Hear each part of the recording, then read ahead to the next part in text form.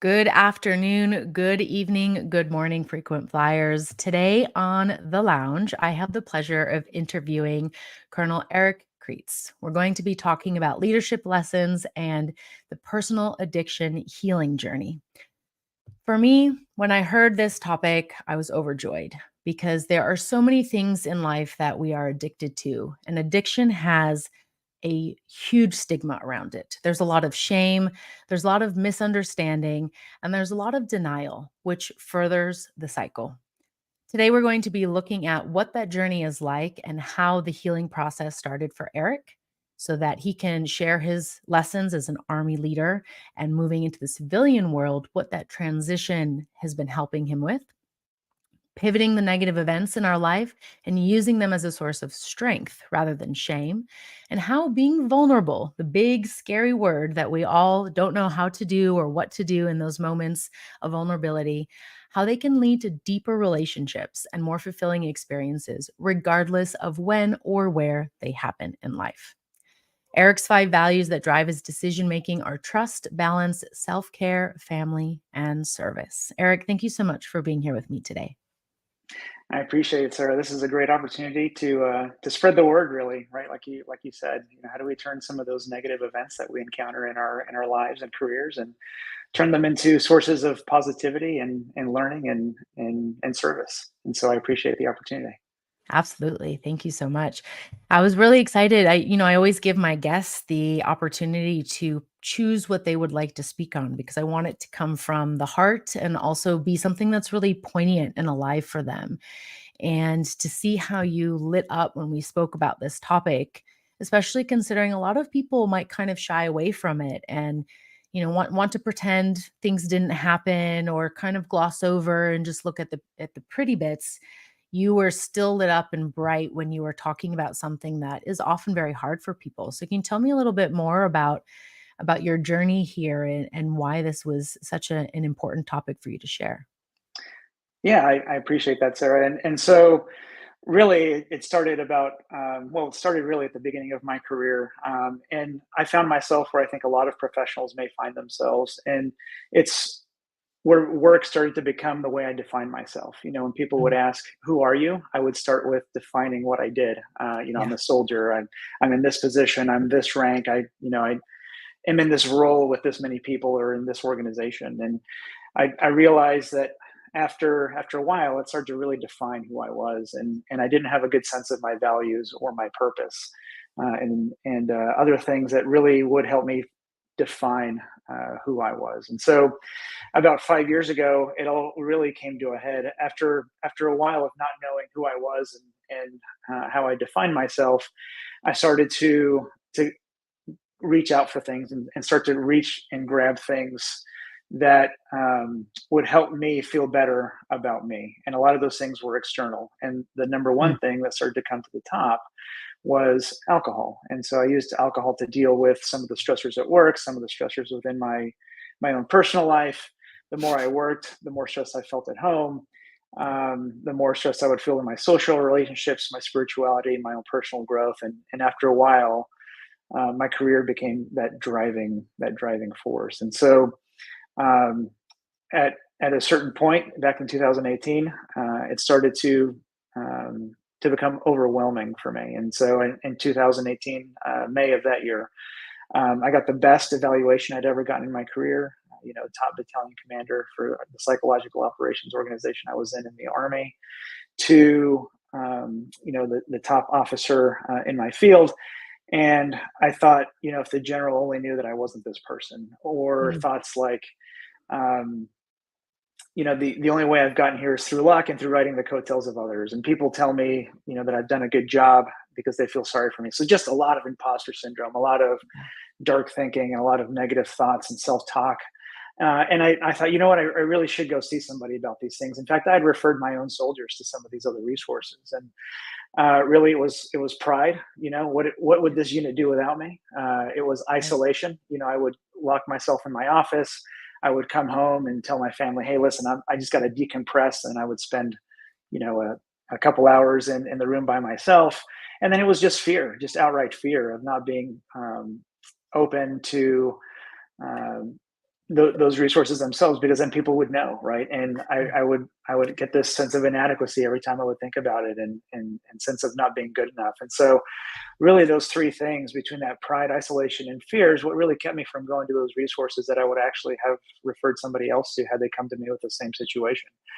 And so in August of that year, I had a situation with a suicide attempt, and I ended up, drinking the blackout as part of that, and the decision was eventually made for me, right? I got picked up by the ambulance, the whole thing, and so I knew at that point that people were going to know, and that's when I really gave myself permission to embrace my situation and embrace who I really was in the moment. And I gave myself the permission to say, this is this is a bad thing right now. And it was kind of upon reflection that I realized I could use this situation to help other people. And so, Mm. really, now what I take a look at is how can I help those professionals who are kind of in my situation, either I call it staring into the void, in the middle of the void, or Yeah. wandering lost on the other side of the void.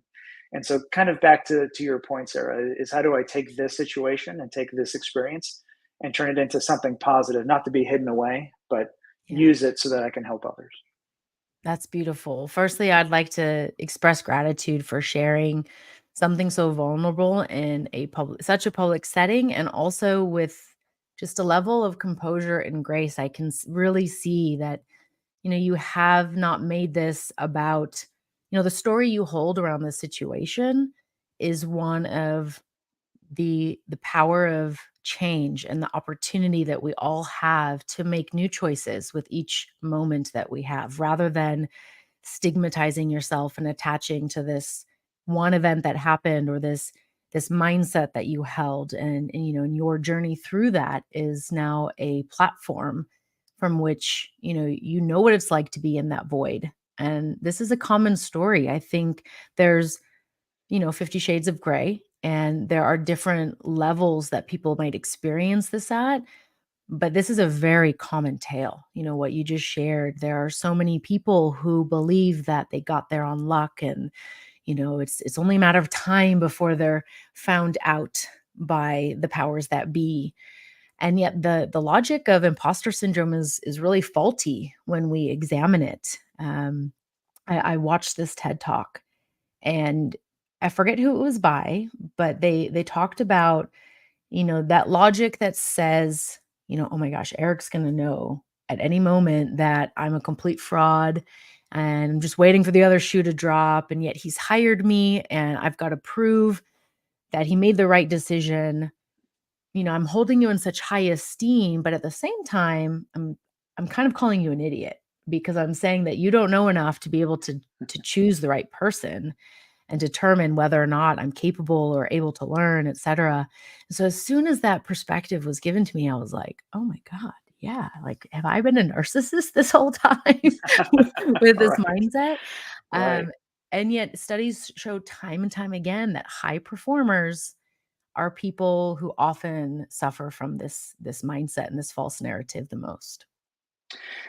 Yeah, that's a great point, sir. And there were shades of perfectionism, there were shades of people pleasing, there were Yeah, shades of all or nothing thinking, yeah, and that's where I took that solace, right? That's how I hid or made myself feel comfortable within that imposter syndrome. Is, if I can be the last guy, in the office, and be the first guy in the morning, and mm, that's tough to do when you're drinking the blackout, and so right, it's super stressful to be able to do that. And I would go and I would have these thoughts like, if people recognize me, I would be uncomfortable. But then if people didn't mm, recognize me, I would be uncomfortable, right? And right. so there was It's never any lose-lose. winning, yeah, in any of that. And so I did a lot of things to help me deal with that imposter syndrome. That's where the perfectionism came in, the people pleasing Yeah, came in, and I had zero boundaries. When it came to work, if somebody told me, "Hey, I need you to do this by tomorrow morning," then I would do it by tomorrow morning. right. Cost be damned to my other aspects of my life, my family, my social relationships, and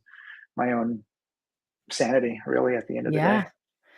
Yeah, and, that is something that is so prevalent in the business aviation community. I mean, I fell victim to that, and many other people that I talk to. That's why I'm so passionate about these topics and sharing these stories, because so many people turn to alcohol. I remember once preparing for an event that I was going to be speaking at, and I was just kind of holding court with people in the cocktail hour. And I was like, what do people in aviation love? Airplanes, alcohol, and a effing good time, right? And everybody loved it. And they're like, yeah, right. And meanwhile, everybody's drinking to excess before the next day's conference. And, we all kind of, as part of the culture and we all bought into it. And now there's a lot more people who are pulling back. Not to say that, alcohol is just a thing. You can make it good or bad.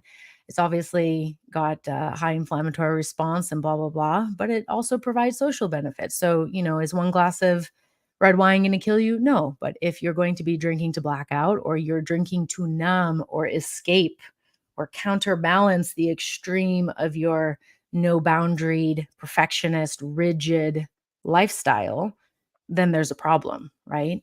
Yeah. And a lot of people don't want to admit that. A lot of people don't want to look in the mirror. And so, you got to a point where you had to, and now you're helping people to look in that mirror sooner so that they don't have to hit that breaking point. And I think that's really commendable. So thank you very much for Yeah, doing I, that. I appreciate I appreciate that, and that's an interesting thing too. Is that alcohol isn't the problem? I am the problem, right? And that took humility on my part to try and figure that out, and Right. it that took work, right? Because uh, getting to that position in my career, I was afraid to be humble, and Mm, it wasn't until I found that humility to say, oh, it's not because there's alcohol around me I'm going to jump on it and start drinking. it's right. it's what I use the alcohol for and the effect that it produced within me. That was the problem, right? And for other people it's gambling. For some people Yeah. it's work. For some people it's really doing anything to the extreme. And it's Exercise. interesting. Exercise is another People who great one, excessively and exercise or run, yeah. right? There's a lot of people who do extreme running, and if they're also having a workaholic tendency, it's like the other end of the spectrum where that's their release. But then, you take one of those things away and they crumble. Yeah, and those things in and of themselves aren't bad. It's when Right. it starts to negatively affect other aspects of your life that you hold dear, or are Yes. passionate about, that it starts to turn into something that's addictive and negative. Yes. And I think because alcohol is legal, just like sugar is, right? So we have less of a stigma around these things than necessarily, let's say, like narcotics or some of the other type of addictions that could be out there. But if there is an addictive part in your personality, which especially in aviation and aerospace, it's full of passionate people. Like, people love airplanes. Their hobbies include aviation and aerospace things, right? It's not really outside of that realm. And that's a wonderful thing, but we have to put boundaries in place to understand that we are not just one thing, right? I love how you opened up with your identity is not what you do. It's who you are, right? And that is hard. Most people, when you meet them, whether you're at a barbecue or at a conference, what's the first thing you get asked? Yeah, what do you do? What do you do? Right? Right. And then from that answer, we form a judgment and a story about this person. We make assessments on their status and their intellectual capability and, all sorts of different snap judgments in the blink of an eye, right? Blink is a great book by Malcolm Gladwell. That's right. Um, and recently I went to a conference where that question was not asked. The question was, where do you come from? Hmm. And I was like, ooh, now this is also an interesting question because where do I come from? I can interpret that many different ways. Is it where I just came from to fly here? Is it where I was born? Is it where my family was born? And so it really put me in this different energy of, oh, well, which one do you want to know? And then they'd say, oh, well, all of it. Tell me your story. And it really allowed for a different way of connection that I had not experienced in a business setting before. And I thought Yeah. that was a really good question because it also takes people aback a little bit, and then they are more thoughtful with their response rather than the what do you do? Because obviously I can look at your name tag or your business card or your LinkedIn and find that out later. And you're going to do many things in your life, and so we shouldn't really define people by that. Yeah, we had we had a very similar question when people would interview for positions. We would say, without telling me about your job, tell me who you are. And Mm. that one, um, it got tough for some people, and Yeah. that's really was developed from my own experience in finding my values after that situation, that incident. Like I said up front, I didn't really know what that was Yeah. before that, and so it really caused me to reflect. And I had a great mentor. His name is General Steve Marks, who kind of took me under his wing and ran me through an exercise to help me find what my values were and what my values statement was, and then subsequently what is my purpose. And so that was really helpful, and it really opened my eyes to who I was and who I am. And now it's easy to make decisions, on things because, if it doesn't nail trust, balance, self-care, family, or service, then it's probably something I can throw out unless it's linked to one of those things. And so I would never have had that before this experience. And that's one of the positive things that has come out of it. That's beautiful. And it's interesting to go through those exercises, right? As I think as an adult, most people go, "Yeah, I know my values." But as soon as you ask them to articulate it, they give you like, "Oh, family, um, career." And it's like, no, those are not values. Really, can you dig into it? What about the family? Are you talking your immediate family? Your wider are we including cousins? Like what does that actually mean to you? And most people don't have language around it. And when we don't have language around something, we don't understand it. And we run away from things that we don't understand. There's a lot of fear, right? When we can't name something. So naming it gives you that compass, right? The lens to look through and say, hey, does this match? And if it doesn't, then why am I here? Yeah. Rather than adopting the values of the people around you, because that will happen, right? As we grow, as we get older, we evolve, we transition to new careers, new industries.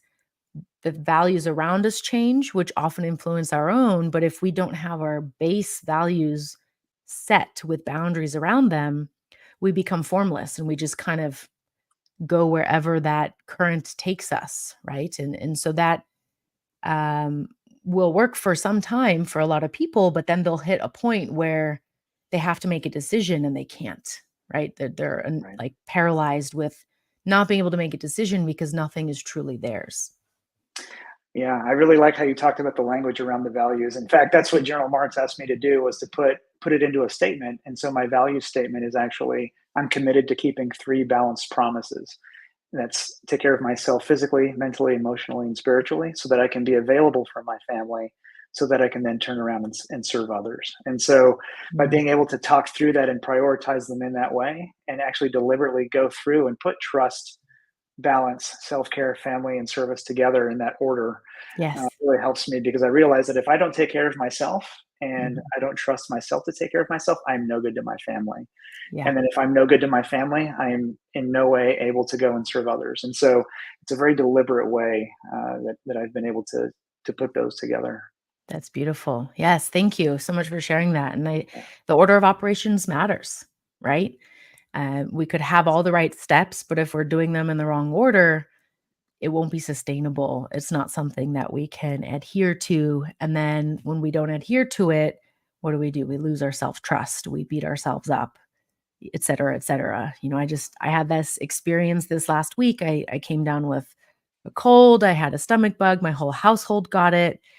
And, yesterday I woke up and I had to cancel a few meetings. The old me would have never done that. I would have been mortified to even admit that I was sick, right? Like, Yeah. man, that's weak. I'd be like yelling at my body internally, like, how dare you let me down? And this time I just thought, can I actually show up to this meeting and be of value? And what service is it if I'm passing this stomach bug to the people that I'm interacting with? Like that does nobody any favors. And that's probably the first time in my adult life that I have actually listened to my body and, made decisions from values that I now use as verbs. I put them in Mm. action.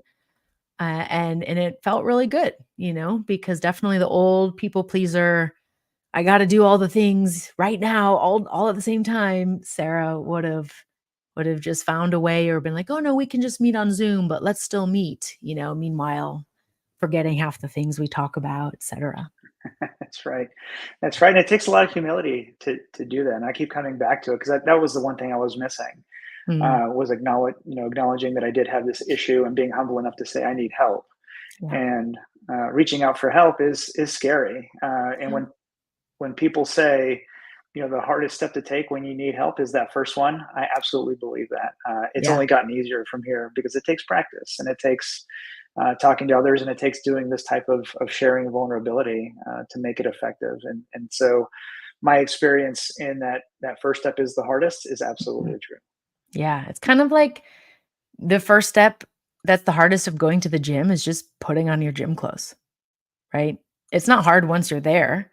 It's just that decision to put those clothes on and, like, go out the door, that's the hardest bit, but once you're out the door, it's like, "Okay, now I'm gonna Yeah. run or I'm gonna go to the gym, do whatever it is." So it's building the systems and structure around you to help support that so that those decisions become your habit, right? Your nature. And we don't have to constantly think, "Oh, do I wanna do this because it's in line with your values," right? That's the purpose of having the values so clearly outlined and articulated, because then you can constantly connect to them, and all of those decisions that used to take a lot of energy don't take as much energy, and it's just, it's part of the programming, but you're intentionally programming yourself for what you desire, what fulfills you, and what's in alignment with where you wanna go. Right. Yeah. And it's interesting too when you talked about the gym. That first step, I think, is the only step that I've taken by myself. Mm, Once I took that first step, it's almost like I went through this veil and I saw all these yeah, other people on the other side that I didn't see there before. beautiful.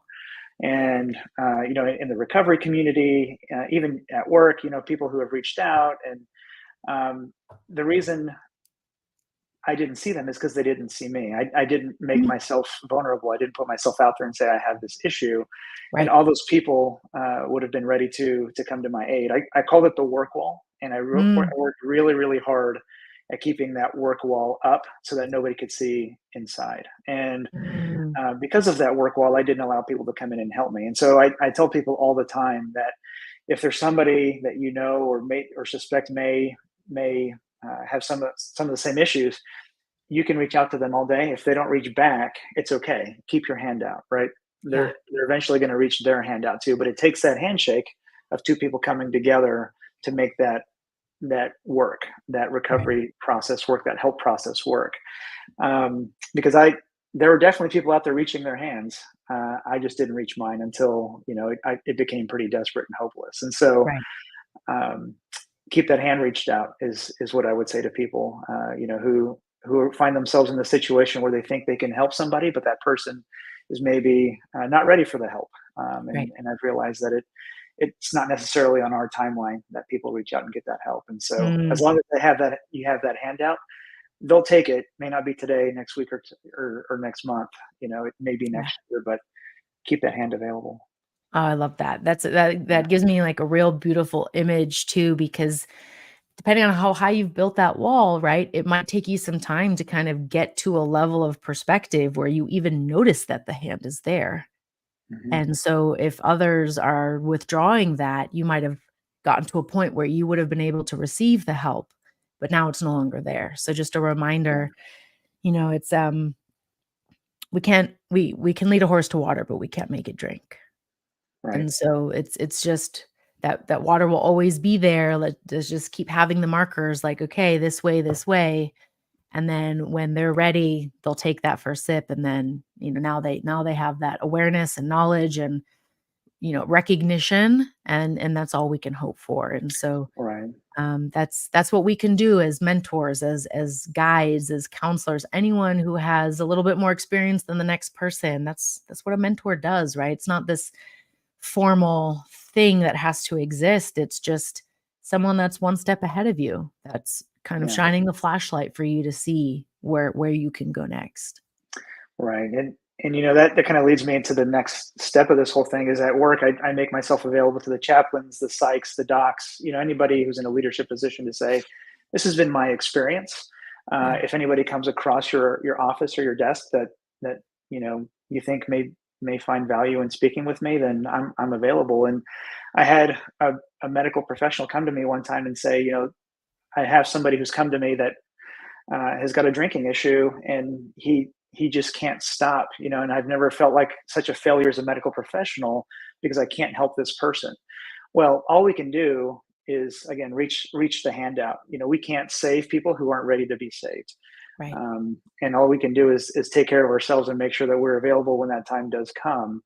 And so, sometimes it's frustrating for me to hear leaders say, we're going to have a zero tolerance for this. Mm, We're going to have a zero tolerance for suicide and that type of thing. And that puts a big burden on leaders if they do have that type of incident within their command. If they have a DUI, or if they have a suicide, um, it's important to understand that we can't uh, save everyone, right? All yeah. we can do is create the conditions for safety. We can create the conditions for the resources to be available. We can hold our hands out. Um, but again, that person has got to reach out. I didn't reach out for the longest time, and Yeah. heaven forbid if my suicide attempt had been successful. Um, I don't think there's anything anybody could have told me or done, if I were dead set on doing that. And so Right. I think it's just as important to to approach it with grace. Yes. If something terrible does happen, that we know that we did everything that we could in providing resources and holding our hands out and being available. Yes. Beautiful. Wonderfully said. Thank you. And what you said about creating the environment and the structure to support people. So, it can be, I mean, you're a parent, you know this, right? It's frustrating to know that there's this other option, that there's these other things to do, and your children ignore you or full on go against you just because they're being children, right? And they're testing and figuring out their own path. But that's the same thing as a leader, right? And so it can be hard to sit back and understand that, that is their journey, this is my journey. And as long as you are living in your values and you're, reaching those connection points and having that supportive system and removing the stigma, then, you're showing up and delivering and serving the best that you are able. And so everyone has that responsibility. And so we also want to make sure that others don't make it their responsibility, right? Because at the end of the day, we are only responsible for ourselves and making, our own systems to support us. But then what we can do as leaders is help create a system that is inclusive and allows for that vulnerability, right? Keeps that Right. door open. Letting people realize those fulfilling relationships that are on the other side of that veil and embodying that, right? Like, don't hide it away. I think when leaders hide away those vulnerable moments or those tender moments, that creates the wall too. And even, it's so that's why we kind of we all smile when we see like the big burly biker dude with his little girl painting his nails, right? It's Mhm. just this moment of vulnerability, and if he wanted to try to keep a persona, he might not let that be seen, but by seeing that, that actually allows for a deeper connection. And it's the same thing in any instance. And so we shouldn't overshare and share things that are not necessary, right? There are some things that we keep private and to ourselves, and everyone has different boundaries with that. But it's about creating an environment where it is not wrong to have emotions and it is not wrong to experience intense emotions, and to offer help and support and guidance on how to regulate those things and how to seek support if that's what's needed. Yeah, you're exactly right, Sarah. And I have this situation all the time with my kids where, one of my sons will come home from school and he'll just be down, and we'll start with, okay, what's wrong? Tell me what's wrong. Hey, you can talk to me. But it wasn't until I realized that if I start with something vulnerable for myself, like, Mm, hey, I had a really crappy day today. X, Y, and Z happened. I don't know what to do with this one. And I find that my personal relationship with my son has started to open up a little bit more, because even when he doesn't need the vulnerability, I will give him the vulnerability, and I will say, right. I had a bad day today, or I'm struggling with this, and then it creates that space for him to open up to me, and be able to talk about what went wrong with his day. And I'm not sitting there hounding him, going, "What's wrong? What's wrong? What's wrong?" And on a more professional level, doing these types of talks, podcasts, webinars, live streams with people. I've had more people than I ever expected come to my office and say, "I heard what you said on the podcast. Do you mind if we talk for a little bit?" Yeah.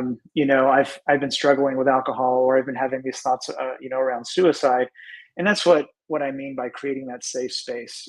Because Yes. I've been vulnerable in these types of forums. People see that, and then I get messages. I get people stopping by the office. I get people asking me to go. Hey, can you meet me, outside of work at the coffee shop so we can talk a little bit? And those are the people who are ready to be helped. That Yeah. that we've talked about before. And it wasn't until I was able to be vulnerable that those people were able to open up. Just because I talk about, I was hopeless, I was desperate, and they're like, "I feel that way too. Can we talk Yes. about it?" Yeah. That's so beautiful. I love hearing that. And, it's just this reminder that no matter where we're working, what we're doing, we all have the human condition. We all have these moments. And, recently a mentor of mine, we were in the car driving somewhere and, he was sharing about what was going on in his life. And, in my eyes, he's really well established, very calm and confident, well spoken, just all of these things. And so to hear him say that he had some nervousness around what he was currently working on and some kind of second guessing of himself and this like break in between work periods and what that had done to his confidence. And I was like, whoa, you feel this too? So Yeah, it brings you down from whatever pedestal people might have put you on, and then people can connect and relate so much easier. And very often people just need to be heard, right? yeah, And they want to be seen, but they don't know how to go about getting it. And so the most common strategies that we have are anger, right? If I'm frustrated or easy to anger, people have to walk on eggshells around me. So therefore, I'm significant, I matter. Or, accomplishments. There's a lot of different strategies that we use, which have been kind of normalized and even celebrated. And yet they're not the best, they're not the only ways, and they're not the best ways. There are other pathways to this. And so, I encourage anyone out there who might be watching this, listening, feeling like, oh, yes, I felt that too. I felt that too. Reach out to Eric, reach out to myself, reach out to somebody and just ask if they'll meet you for coffee, right? And what I love to do is to say to people, tell me about what's most alive for you, mm, because this allows people to tell you what's really in their hearts and on their minds without putting a condition around it. So, I kind of, when I was going through my divorce and I was learning a lot about communication and some of my own failures and rejecting bids for connection, here I was thinking like all of these things. And then meanwhile, there were so many things going on that I just didn't even notice because I was so focused on this singular form over here. And so instead of coming home and saying, how was your day? How requires me to quantify. I now have to kind of sort through my day and come up with a word. And maybe my emotional vocabulary range is not so big. So I'm just going to shut down and go, oh, it was good. It was okay. It was fine. Right. And I don't want you to, and then I tense up so the other person notices. And I mean, all parents experience this with their kids. I remember being a teenager and getting asked that question, be like, it was fine. And like going to my room, you know. Um, but when it was that invitation, then I could be like, "Oh my gosh, this happened." And, it could have been about my art class or could have been about soccer practice or whatever it was. But I had the freedom to express without having to quantify it into a format that was expected. And so it allowed me to connect better. And so literally, as soon as I started using this language in my personal relationships, romantic, friendships, work relationships, so many things shifted. And it sounds like yeah. that's what you're also offering with people in the way that you communicate. And by sharing these stories, people are willing to come to you and also share their experiences of similar things. Yeah, and you bring up a great point. In fact, that's how I would speak with my wife, up until I was 39 years old. How was work? Oh, it's fine. Yeah. And we've talked a lot about why this is important. And I think you bring up a great point of, how do we talk about it? And it's definitely a skill, whether you're a supervisor, whether you're a boss, whether you're um, you know a direct report to somebody. It's tough to talk about it because we don't practice this language. And Right. it wasn't until after I went through this situation that or this experience that I was able to formulate a language around vulnerability, Mm. formulate a language around humility. And um, I usually match up what are the things that help fix my pride, fear, and isolation. Where fear, service is what fixed it, Mm. because and spirituality, because I I always thought that I had to take care of things by myself, and now that I have a higher power that I can turn to, and turn things over to, and realize that I'm not in control all the time, that I can do the Mm. work, and the outcome lies with a higher power. That is absolutely what fixed that. Not fix the fear, but that's how I work through that fear, and that's how I Yeah. process that fear. And then, of course, the isolation is connection. I heard Yeah. somebody say once that the opposite of addiction is not sobriety. The opposite of addiction is connection. And I found Mm. that when I was in my darkest moments, it was when I was most removed from my relationships, and that's when I was most reluctant to reach out. And so fostering that sense of connection was important. And then the last year, pride, I've talked about it a little bit here, is humility. you Mhm. know um, coming coming down off of myself, getting down out of my own head, um, and being able to say, okay, what do I need right now? What do the Mm. people around me need right now? And being able to excuse me, ask for that help and receive that help, and take Yeah. that advice, right? It's one thing to ask, it's another thing to receive it. Oh, yeah. And so being able to receive that help, whether I use it or not, but the act of humility, and asking and receiving is very, very powerful for that pride.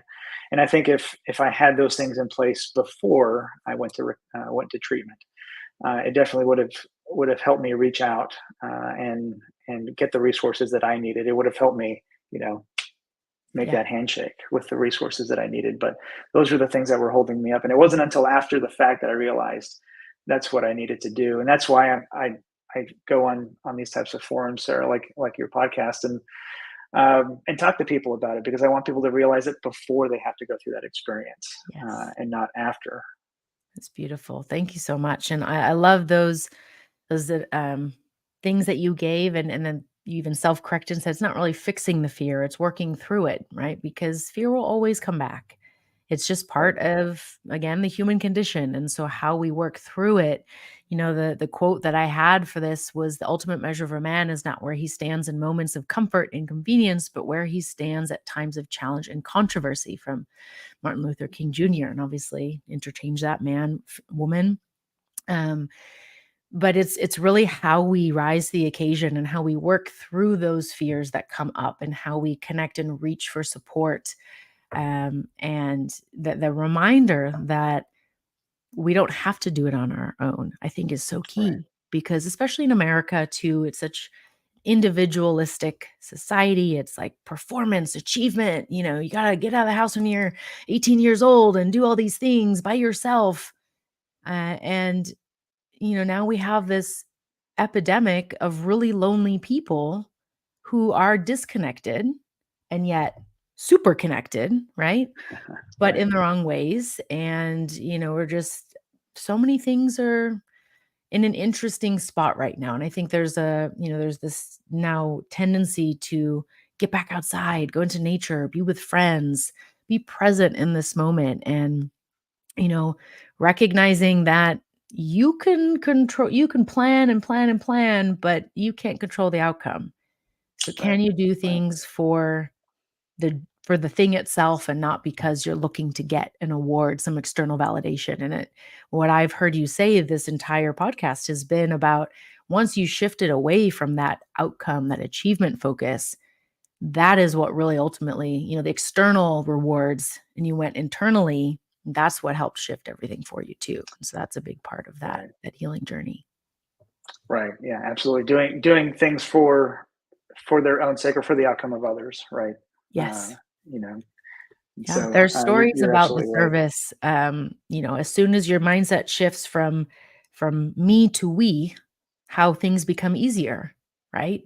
When people have children, when they get their first pet, right? When they are leading their first group of people, once they understand about the whole group, that personal sacrifice, what they would have considered a sacrifice before, is no longer like a negative. It's, oh no, that's just what you do. And this is how, we do things here and together. And the outcome, the work becomes easier. It's still work, it's still effort, Right.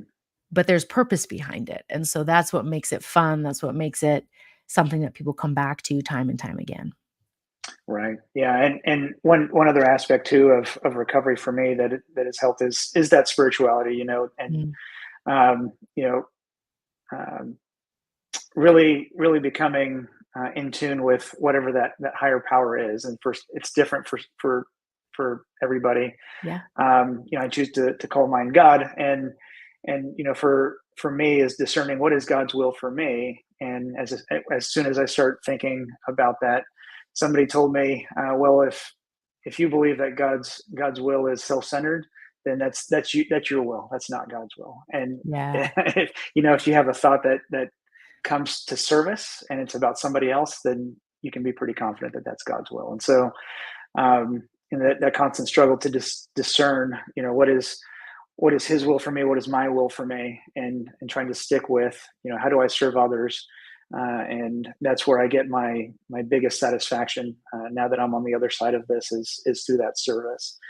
And so it's that's the one thing that I can point to that has really kept me, healthy in sobriety is service. Beautiful. I love that. So that's a great segue to talk about superpowers. So considering this Yeah. journey that you've been on, what would you say is your superpower? One of your biggest superpowers? Yeah, so it's that renewed drive to service. Mm. When you asked me that question, I'd never thought about that. Well, aside from being able to touch my nose with my tongue, it's it's Yeah. definitely that drive to service. And before I'd gone through this experience, I was super self-centered. There was a lot of self-pity going on. Poor me. Why is this happening to me? That type of thing. And service has really brought me out of myself. And Yeah. so whether it's working with my kids youth organizations, Boy Scouts, or things at church, or helping with I'm now a member of the Military Officers Association of America. I serve on their board here in San Antonio. Beautiful. And it's an advocacy group. How do we help veterans maintain or make sure they have the right benefits, and things like that. And so things that take me Mm. out of myself, are really those things that help me, like I said, become healthy in sobriety. And so that drive to serve, I'm very grateful for, and it's something that I have found throughout this journey, that really works for me. And so the Beautiful. superpower is that drive, to the point to where Wonderful. I'm now having to consider, how do I say no to things, which is super hard. So Yes, yeah, yeah, and, as now you have your values and you understand, where to put the boundaries, even though they might be aligned with your drive, is it aligned with, your energy output and your family time? And so that's what allows you to have a framework in which to make the decisions that are best for you, right? And so that's just another reminder for everyone watching why the values and that purpose is so powerful, particularly when you're going through a really challenging time, or are healing from overwork addiction, alcohol addiction, any vice that you might have picked up in order to counter the extreme stress that you've been going through. So that's a beautiful way for, some people to consider and offer a new perspective that they might not have tapped into before. yeah, So now with absolutely. this journey, we were talking a little bit before we went live about the concept of a personal board of advisors. So when you first had this question, like what came up in your mind? Yeah. The first thing I thought was, man, there's a lot of people, because it changes. It's almost like a carousel, right? And so, depending on the situation, I kind of picture this carousel going around my brain of who I would ask, based on the situation. And so, for board of directors for my family, it's definitely my wife. She's a wealth of knowledge and a font of wisdom when it comes to things, and she reflects back a lot of the things that. I may be struggling with, and I ask her for advice a lot of the time, just on in life in general. And we've gone through this recovery experience together, and so we can speak that same language now, and we've learned to be more open and honest with each other, and really depend on each other through this journey. She's definitely on my board of directors. I mentioned before General Steve Marks. Yes. He's phenomenal when it came to helping me learn about professionalism, how personal values and purpose really have a bearing not only on you as an individual, but on the organization, the culture of the organization that you bring to bear. And so I noticed somebody in the comments, post that, we've worked together before, and that's something that, sharing this experience has done for me. It's brought me closer to folks that I've worked with. And so there are a ton of people that I can think of that I would reach out to, Yeah. as part of my board of advisors. Depending on the Excellent. situation, I've got my own recovery board of advisors, Yeah. my volunteer board of advisors. But for me, with my family, my wife is my number one. She's the director of the board. I love how you language that because a lot Yeah, of people, again, you get asked a question and it's really interesting to see the framework and perspective that people respond with. And I've had so many different answers. And that's another really beautiful perspective is that you might have a different board for different situations and therefore tap into a lot more wisdom when you do that.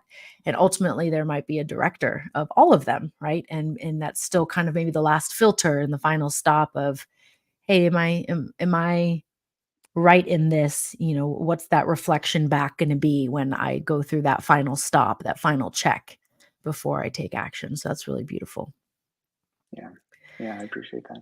Yeah. All right. So the next question, and this is often one that kind of stumps people, which is why I love it. But what would you say how do you best represent humanity, or how do you best serve humanity? Yeah, and so I was actually, it did stump me when I saw it initially, and then I thought, well, why don't I just use my purpose statement here? Yeah. And so my purpose statement is to help people find balance as leaders, so they don't have to choose between the things that are important to them. Mm, Um, and so as I transition out of the military and into the civilian world, I really latched onto coaching, leadership coaching. yeah. And there are aspects of coaching, that we have in the military, where if somebody's not 100% at work, the military has trained us to ask them, well, how's your home life? How's your financial life? How are your social relationships? And we really start to take a look at a whole person when it comes to Mm, how we take care of people, to the point where, if somebody's family is struggling, we have resources there that we can shift over to them and things like that. And so I really want to take my personal experience and my professional experience and help people who are leaders. And we're all leaders at the end of the day, whether it's at work, whether it's with your family, whether it's with yourself, and help them find balance so that they don't have to go through the experience that I had to go through, which was choosing work over everything else. mm, We have work or family, right. work or growth, work or spirituality. And so what I tell people is I want to be able to help you change your ors into ands. Yes. How do we have work and family, work and spirituality, work and personal growth, or whatever that thing is for you? And so Right. I see it as my mission in life now, to help people find that balance as leaders, so that they don't have to choose between the things that are important to them. Beautiful. Well said. I love that. Thank you so much. It's very powerful. I got goosebumps when you said so they don't have to choose because so Yeah, many of us think that we do. And, this is a reminder for everybody watching that you get to say yes and to life, right? You don't have to always, it's not a absolute, it's not a zero sum game, so figuring out what those ands, those connection points are is going to be how you lead yourself through those challenging moments, how you pivot through the challenging moments, and how ultimately you can be the self leader that can then go on to lead others in the future. So, Eric, thank you so much. This has been amazing. Where can people find you? What's the best way for people to get into contact if they would like to talk with you more? yeah. The easiest way is through LinkedIn, Okay. and so just Eric Kreitz there at LinkedIn. That's my handle at the end of the LinkedIn address, and so you can search for me, find me there, send me a note on LinkedIn, and then we can start talking there. And I love when people come up on LinkedIn and say, "Hey, you mind if we talk more?" I'll send you a Calendly link. You'll find some time on my calendar, and we can set up a Zoom or phone call, or person if you're here in Central Texas. So Yes, yeah, we went and met in person, had some really good Korean food. That was awesome, especially since we connected earlier in the summer at Heroic Public Speaking. So if you get an okay. opportunity to meet in person, whether it's with Eric or anybody else, take that because that's the connection that we humans need in our lives. It's not all just about the cell phone and digital connection. So thank you so much, Eric, for offering that. Thank you for being on the show today. It's been a pleasure. Thank you, sir, for the opportunity. I appreciate it. Yes, absolutely. Frequent Flyers, thank you so much for joining us today. The next episode will be next week, Friday. And if you're going to be at the National Business Aviation Association's base event in Las Vegas, I will be there.